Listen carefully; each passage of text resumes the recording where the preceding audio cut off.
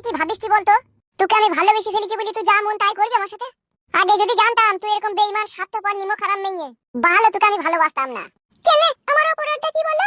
কখন থেকে বসেছি বল আমি তোমার লাগি? এত দেরি লিখেছি নাকি আসতে? মা বাইরে ভাত রান্না করছিল, আমি ঘরে ছিলাম, মায়ের চোখে ফাঁকি দিয়ে আসতে তো একটু দেরি হবেই।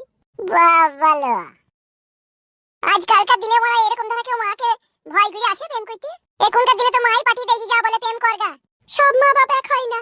জাগা বাড়া শুনেও শান্তি। তাহলে নিশ্চয়ই আমার শাশুড়ি খুব ভদ্র ঘরের হাইফাই ঘরের মেয়ে। হাইফাই ঘরের মেয়ে না হলেও আমাদের শিক্ষা আছে। কি শিক্ষা আছে তোমাদের?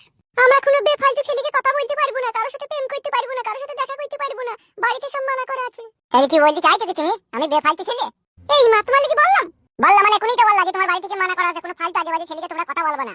হ্যাঁ তো ঠিকই তো। তাহলে তুমি আমার সাথে কথা বলছো কেন? তুমি কি বেফালতু আজেবাজে ছেলে? এই ভুলে গেছে আমি ভালো ছেলে, আমি ভালো ছেলে। তুমি নিজেই প্রমাণ করে দিলে তুমি বেফালতু খারাপ ছেলে, না হলে তুমি বলতে না। যাইবা তোমার সাথে কথা বলি, যাই থেকে আর বলবোই না, আমি চললাম। যাবা শুকনো গায়ে এখন দিরাটা কি করে